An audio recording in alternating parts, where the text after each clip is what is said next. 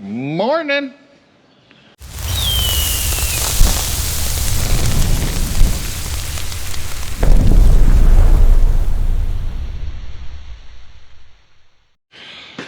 I figured I'd pop in and do a video and kind of give you guys an update of what's been happening.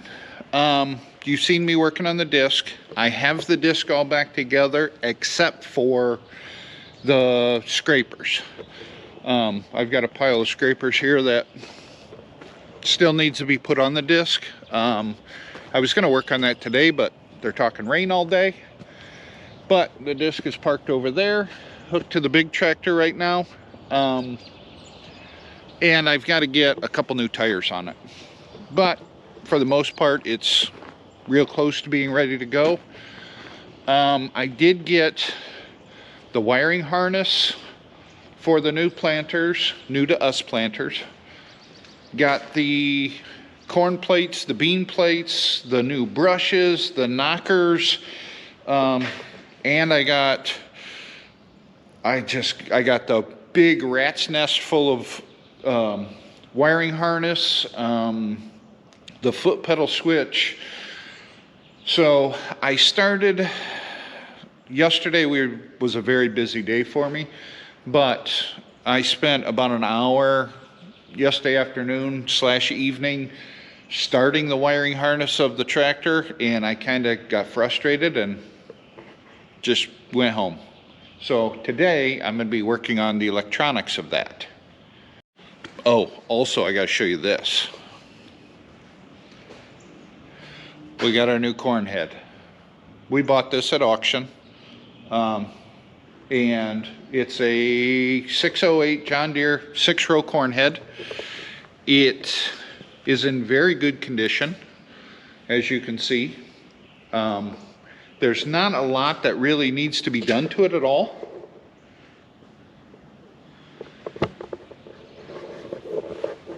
This summer, before we get into fall harvest, I am going to go through and change the gear lube, all the gear lubes in each box, and kind of just go over it real quick. But for the most part, the only thing that is physically wrong with this head is there is a height sensor right here that tells the combine where the head is on the ground. It's missing. It's got a broken sensor here, so I got to put a new sensor on this particular nose cone. But other than that, supposedly it's good to go. That's what we were told. It is field ready. But again, I'm going to go through it this summer just for peace of mind, basically. All right, now let's get cracking on this. As you can see, I have, these are the power leads. The previous owner, from what I'm looking at, they had it hooked directly to the battery. I'm not going to do that. Up in the cab of the tractor, let me climb up here and I'll show you. These particular tractors have power points on them. Power points are located down here. So I'm going to get some plugs for those power points and just run it there, because I do not want this wiring harness going through the cab to the battery and everything else. It doesn't need power 24/7. It just needs power to the planters when the tractor's on, and those power strips there only come on with the ignition on. This is the box. It's kind of dark in here, so this here's the box, control box. And then this item right here is the filter for the air compressor that's located on the planter itself right there. Because this has pneumatic downforce for planting, it has an onboard air compressor, and this is basically it's fresh air. This sucks air out of the cab of the tractor to put into the planter, and there's a filter on there, and the reason why it's in here is so it's not sucking in all that dusty, dirty air on the outside, which is a good thing. So I still have to connect a lot of this wire together and get it hooked up, and then I can turn the key onto the tractor to make sure everything's reading correctly. Okay, I seem to have power to what I have hooked up so far, so that seems to be good. Right now I have power to this control box. It's showing the low tank warning is on. The foot pedal switch. The foot pedal switch works my liquid fertilizer, turning the master switch on and off to turn the pump on to apply liquid fertilizer when I'm planting. And if you look on this screen, you'll see the master switch is gray when it's off. I'll hit the switch and it'll turn green and switch to on. So that seems to be working like it should.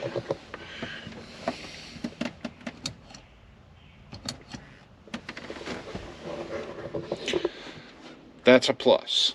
So now I still have to hook those two power leads. I have to run them into the cab and hook those up, and then it should turn on, I'm guessing, the compressor and possibly something else. I don't know. We'll figure it out. Okay, I think I have this all figured out now. I ran to the John Deere dealer. I did get some plugs to plug into these power strips.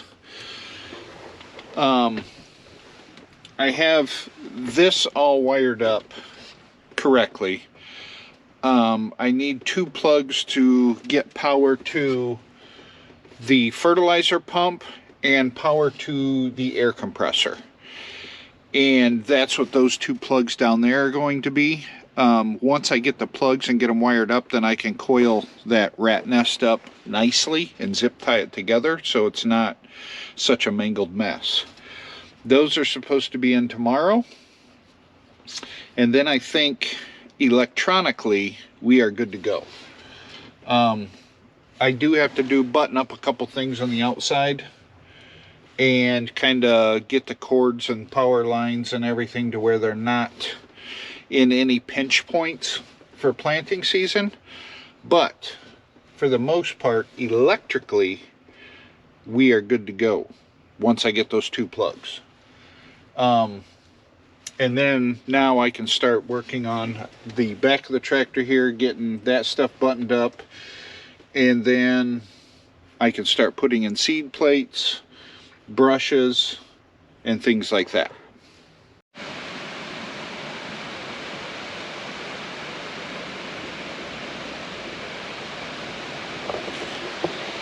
Oh yeah, I'm going through two manuals. One for the planter, one for the tractor to figure this one out. So, for my non-farming viewers, okay, we have 4 hydraulic remotes on the back of the tractor. This particular planter takes 5. To add another remote to the tractor is $5,000. So we've got no interest in doing that. Worst case scenario, and like I say, this is worst case scenario, I will not run the markers. I'll plan everything off of GPS and just won't hook these hydraulics up. But how this works is one outlet controls up and down. The second outlet controls one blower fan.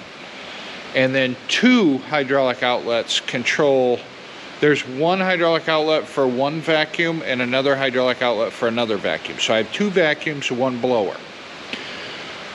What I can do is on the back of this tractor, they have what they call a Power Beyond.